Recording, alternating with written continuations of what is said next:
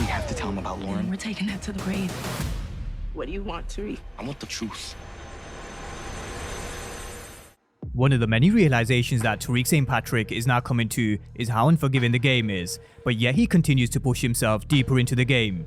A life that we only know ends up in one of two ways, although from time to time, I do think it's still worth reminding ourselves that Tariq did say he found a third way. Whether we saw that third way with how he helped Tommy fake his death, who knows, we're just gonna have to wait towards the end of the series, but something we can start to break down and dissect after the official trailer and some teasers for Go Season 3, are death predictions. So in this video, we're gonna be breaking down various perspectives in regards to some very dark death theories and predictions, from those who aren't in the game to those who are. The perspective and angle which we often don't see is the other side to the game. This drug addiction, crackheads, and how it destroys the lives of those who suffer from addiction. As the audience, we see Tariq St. Patrick and the Tejadas selling product, but we were given some insight into the other side in Raising Kanan with Sam the crackhead, and also when Lindsay Proctor was killed in an overdose. So many have fallen victim to addiction, which robs them of what could have been a beautiful life. So with the show becoming darker as the series goes on, that is another perspective I'll be covering in my death predictions, because I do think we've seen a potential foreshadow of dark deaths ahead, which will change the game for one or two of our characters. So we're gonna run through some death predictions which range from law enforcement to loved ones, snitches, and how Tariq could have more blood on his hands in Power Book 2 Ghost Season 3. In Season 2 of Ghost, we were introduced to a new character, Detective Whitman. He took over from Detective Santana, who was investigating the Stansfield pool murder, and he turned his attention to the death of Officer Ramirez and Professor Jabari of Stansfield. Now, throughout the season, we saw how obsessive he became. First, he was obsessed with nailing Carrie Milgram for the murder of Jabari, and it was pretty clear from the beginning. He held this vendetta and this grudge from the time they had a short fling. He pressed his sponsor into giving confidential information and was even watching her home, which led him to Z-Cross, and everything seemed very personal for him. But even with the addition of Kamal Tate to the investigation, which is a very clever move by Simon Stern by the way, he wanted Whitman to go away and leave Stansfield's star basketball player alone, and with the help of Rashad Tate, he had his brother Kamal step into the investigation. Now, even though he connected the dots to Tariq St. Patrick, Whitman continued to hold this grudge and go after Zeke, even though he had the perfect alibi. He said he contracted the kill. But Kevin Whitman isn't just ruffling the feathers of those in the drug game. He was indirectly messing with Simon Stern's most prized asset, Tariq St. Patrick. I don't take orders from you. Detective, everyone takes orders from me. And I'll remind the commissioner of that when we have dinner later this week. Simon Stern is one of the most, if not the most powerful man in power, and I wouldn't be surprised if he had a vested interest in Zeke going pro, but he also needs Tariq St. Patrick to graduate, which allows him to take over Club Truth. So if Whitman continues to mess with the Tejadas, which indirectly affects Tariq St. Patrick, we may even see Simon Stern step in and take matters into his own hands. Another storyline which may give us some insight into why we could lose someone from law enforcement is the introduction of Michael Ealy in Ghost Season 4. He'll be playing Detective Don Carter, who was on track to become police commissioner, which was until his wife was killed in a crossfire between rival drug gangs. Vowing to make the streets safer, Carter traded his tie-in for a Kevlar vest. He now leads the elite NYPD drug task force against drug-related violence. While his achievements are noteworthy public recognition, nothing can bring back his lost love. Now, it is worth noting Simon Stern did also make reference to how he was very good friends with the police commissioner, and if he wants to get rid of someone, he can. But Detective Don Carter's introduction raises some questions for a few of our characters on Ghost, not just Kevin Whitman, but also Cooper Saxe and Jenny Sullivan. Cooper Saxe is someone who will be working undercover for Jenny Sullivan with one goal in mind: get the information on the Tejadas, Tariq St. Patrick, and also Davis McLean. Because believe me, Cooper Saxe would love to inflict Davis's first ever defeat, or finally put a St. Patrick behind bars. But not only is he turning into an inside man, he's getting awfully close to the truth about who was truly behind the manslaughter charge for Theo Rollins. You sure you want to do this, bro? Cause I'm alright in here. Things could come out, you know. The writers also made reference to Davis being 4 inches taller than his brother, and so did Cooper Saxe. Someone else clearly committed the manslaughter. The prosecutors suppressed evidence that indicated the actual assailant was at least 4 inches taller than Theo Rollins. So it really is only a matter of time before Cooper Saxe has Theo released, just like he did with Lorenzo. But does this then lead him to finding out who the real murderer was? Because we all know that was Davis. Now, Davis is someone who doesn't lose, but at some point in the game, there has to be certain situations which are out of your control, and that's where things get tricky, which is why I do expect Davis to one day suffer a defeat. I really would love to see how he deals with a defeat and whether he could bounce back, because a defeat would certainly hurt his ego, but will it be at the hands of Cooper Saxe, or could Davis or Theo kill Saxe before? Time is ticking for Saxe, but he's defied all the odds before and made it through 8 seasons of power, so I wouldn't be surprised if he managed to survive once again, because it is survival of the fittest. Davis does what he needs to survive, and so does Cooper Saxe. Survival of the fittest. That's what I do. Survive. And so do you. We're the fucking same.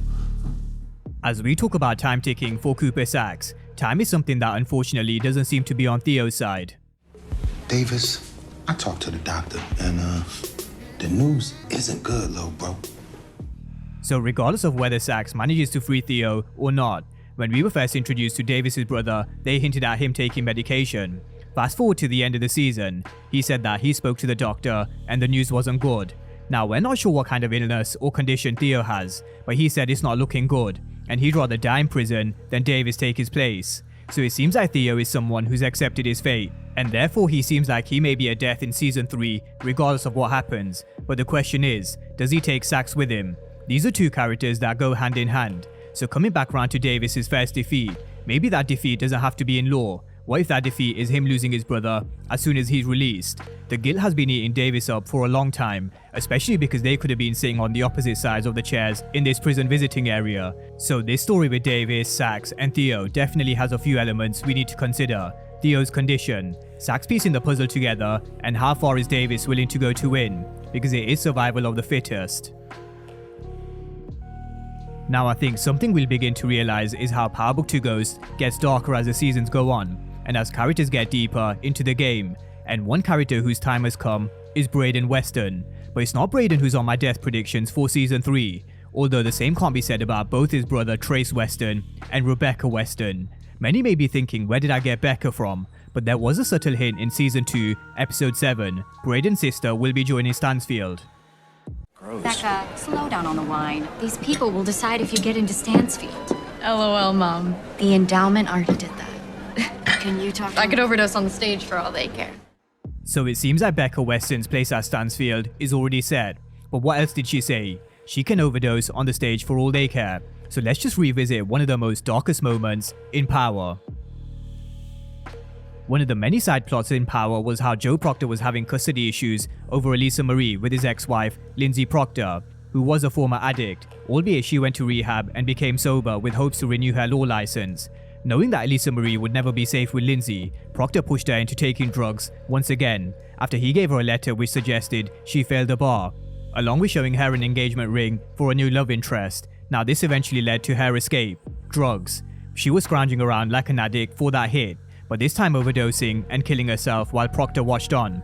So as we bring it back to Power Book 2 Ghost, we know that Becca and Trace Weston love to get high, but what could make this show turn real dark is if one of them overdosed, bringing life to what Becca mentioned in season 2, potentially even at the hands of drugs that Tariq, Effie or Braden sell. After all, we did see something similar in Raising Kanan with the way Nicole died, and this is the harsh reality of the game. Drugs that get stepped on over and over again, or people taking it too far with the addiction, which only ends in one way. So could we be in for a real dark death for Becca or Trace Weston? Because at some stage, Braden will have to feel the impact of the game, not just having to kill, but also losing loved ones. Now on Trace Weston, he's always been a problem from day one. He knows too much, and he's not afraid to talk, because I don't believe he's aware of the consequences of snitching, and that mouth of his could very well end up around a gun with someone pulling the trigger. So both Becca and Trace Westons are one to watch. But as we're talking about the Westons, we have to talk about Braden's first kill.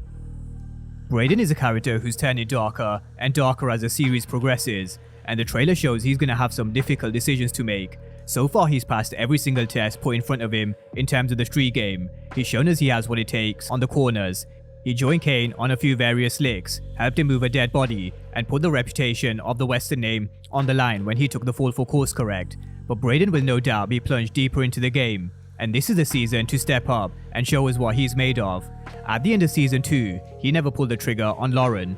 But not because I don't think he has what it takes, because we did see him pull the trigger earlier in the season when the gun jammed, but this is a kill that was too close to him and Tariq St. Patrick. But as they get deeper into the game and in Wall Street, and Tariq saying they've just started a war, it seems like they're gonna have to make some really tough decisions. And Brayden will have to decide whether he really wants to be in the game by pulling that trigger. What that does for his character from then on will change the course for his character for the rest of the series, because once you pull the trigger and take someone else's life, you will never be the same again. Now, in the trailer for Go Season 3, we hear Davis telling Tariq St. Patrick she needs to go, and there are various characters I break down from Evelyn, Monet, Nomar, Diana, Jenny Sullivan, and also Effie, so I will leave the link to this video down below in the description and comment section. But one I do think we should dive deeper into is Effie, because she is a character who's high up on the list for many of you guys in the comment section. So based on the trailer for Season 3, it does seem like she's a character who may find herself in danger, because there will be quite a few revelations, and I'm not just talking about Lauren's death. We may find out about her past, her parents, her brother, and her previous connect. But a perspective and a storyline I think we need to pay close attention to is how she may be caught by law enforcement, and with them building this RICO investigation, could she pose a threat to Tariq St. Patrick and the Tejadas in a different way to Nomar? So although I don't think Lauren's death is enough for Tariq to kill Effie, going behind his back for a third time really would be unforgivable. Now we do have to remember, power trailers are known to throw us down the wrong path. So although I do think Effie is a character who is in danger, at this moment in time, I'm leaning more towards her surviving Season 3. Now of course, that could change over the course of the season based on her actions, but at this moment in time, I really do hope Effie makes it to Season 4. Now, over the last 2 seasons, Drew has been getting ever closer to Ev, and even though I think Ev is a character who does need to die, one of the exclusive images which was released was how Ev was packing his bags. Now, he did hint that he may enter the draft and leave New York, and I do think that would be wise, because he knows way too much, and he's also someone who name-dropped Drew when they were investigating the Stansfield pool murder. So Ev is a character I do expect to bite the dust one way or another. Either he leaves town and never comes back, or Drew does what needs to be done, or if he can't, Kane or Lorenzo find the end of what's left of Drew's double life, because Lorenzo did warn him, no loose ends. And you can only trust the right people. Even outside the game, there's no such thing. Now, when it comes to Lorenzo himself, he's a character who's definitely on thin ice, and based on the trailer for Season 3, not just with Monet, but perhaps also Nomar, it seems like the chosen one to take Mecca's place is Tariq St. Patrick, and how does that impact Lorenzo? From history, we know that he was eager to meet the Connect as soon as he was released from prison, because there was no way he was working under Kane, but it seems like he's given no choice in Season 3, and that's one of the main problems. He seems like he's losing all the power he held over the Tejadas in Season 2, and it seems like he's under extreme pressure. As he says, she's coming for all of us, who I can only assume is Nomar, so I wouldn't be surprised if we were to see Nomar cut Lorenzo's water off. Another key detail which I do think may give us a clue is Kane wearing Lorenzo's chain. In various images and scenes, we do see Lorenzo wearing the Jesus piece Kane had remade for him, but in the funeral, the chain is around Kane's neck. Now, I'm not also sure why someone would want to shoot up Zeke's funeral. On the other hand, Lorenzo is someone who could create a lot of enemies in the street, so it does seem like the walls are closing in one way or another for Lorenzo. But those are a few of my death predictions, along with some clues and foreshadows from previous seasons to back up my perspective. So let's hear your death predictions down below in the comment section, and I'll join in with the debate as we get closer to the premiere of Ghost Season 3.